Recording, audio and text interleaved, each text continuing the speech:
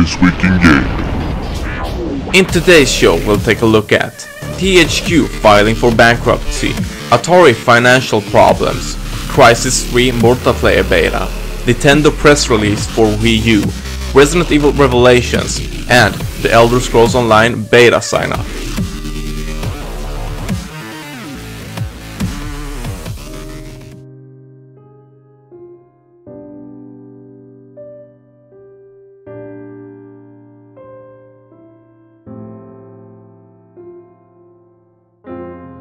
Capcom announced this week that their successful portable horror experience is coming to consoles and PC. The game we're talking about is Resident Evil Revelations, which was released onto the Nintendo 3DS system last year in January, and received very positive reviews, who suggested that this was the game that took you back to Resident Evil's original roots with a tense survival horror game. It seems that this version will not only be another port with some upscaled visuals, as Capcom themselves said that the game will come with enhanced graphics and lighting, new items and a harder difficulty mode. So, if you're one of those who have been waiting to get your hands on a good old Resident Evil game, you'll just have to wait a few months, as the game is set to release on May 21st this year.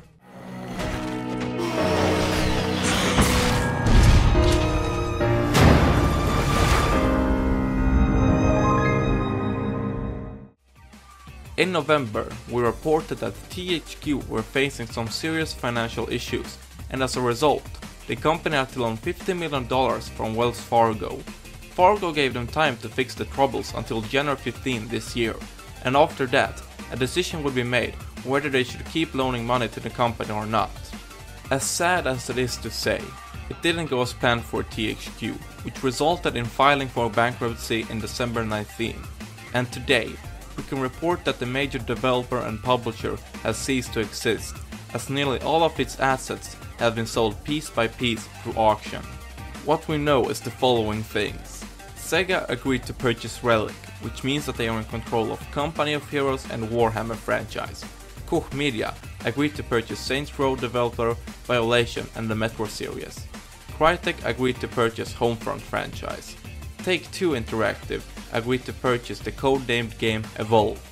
Ubisoft agreed to purchase Montreal and South Park. THQ stated that all effort will be put in finding other buyers for its remaining assets, such as the studio developer for Darksiders franchise Vigil, along with some other intellectual properties. It's a sad week for the gaming industry, as THQ has been a big part of the video game history. We can only now look upon the great game and memories they have brought us throughout these years, and hope for the very best for those affected by these sad news.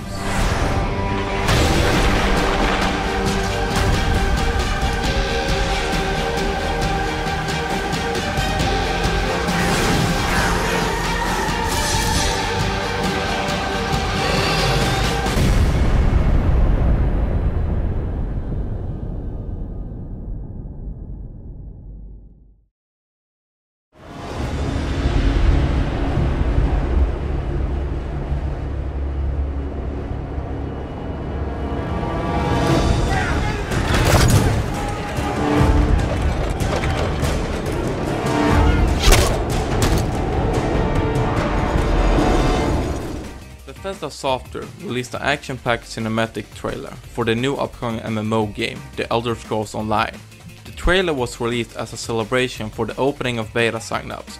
The trailer made some buzz out of itself, as the trailer is really a masterwork, which showcases beautiful animations and visuals as you move through different scenarios from big-scale battles between the game's three factions.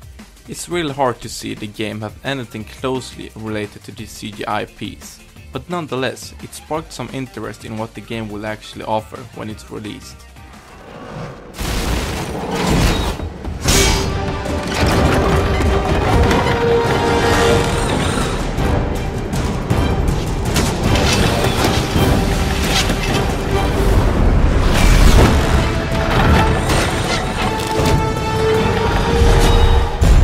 Fall in!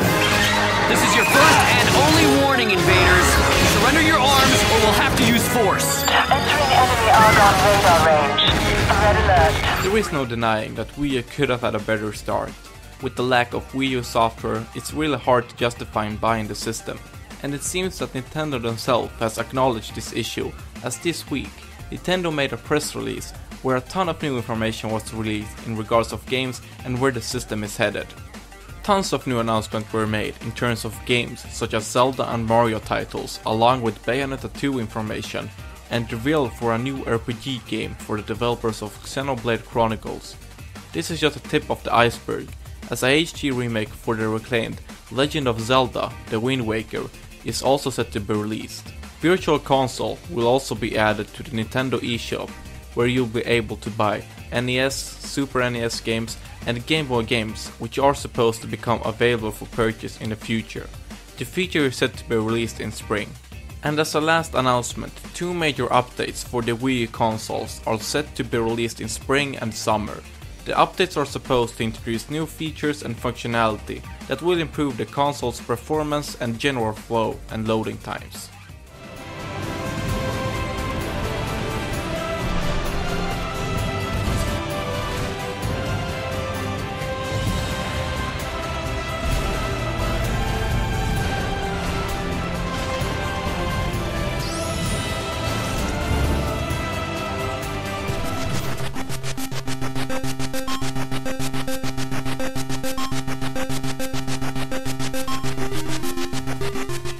Atari, the powerhouse that defined video games during the 70s and part of 80s, has filed for Chapter 11 of the United States Bankruptcy Code.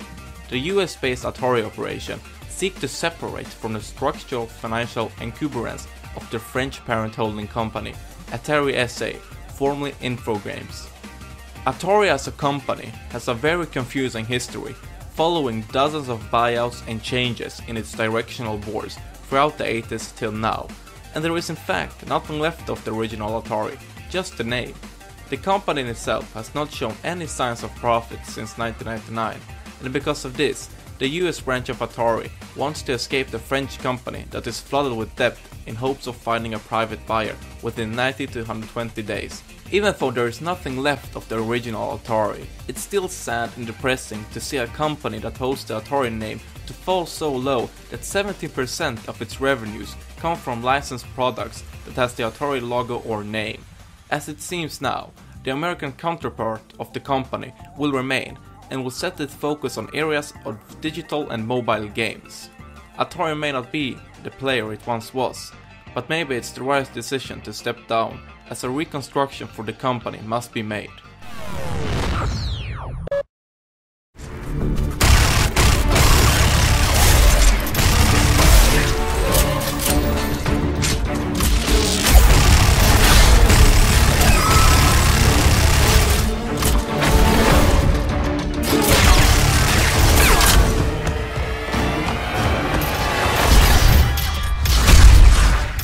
Crisis 3 is set to release on February 22nd this year, and to give a little taste of what the game has to offer, a public multiplayer beta is set to launch next week that will span over 2 weeks from January 29th to February 12th. The beta will give you a chance to try its 2 maps and 2 multiplayer modes, featuring capture and control point mode called Crash Site and a survival mode called Hunter. That's it for this week in gaming. For more video gaming related content, don't forget to subscribe to my channel.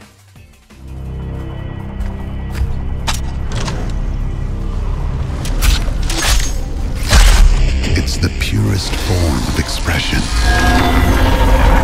And right now, I've got a lot to say.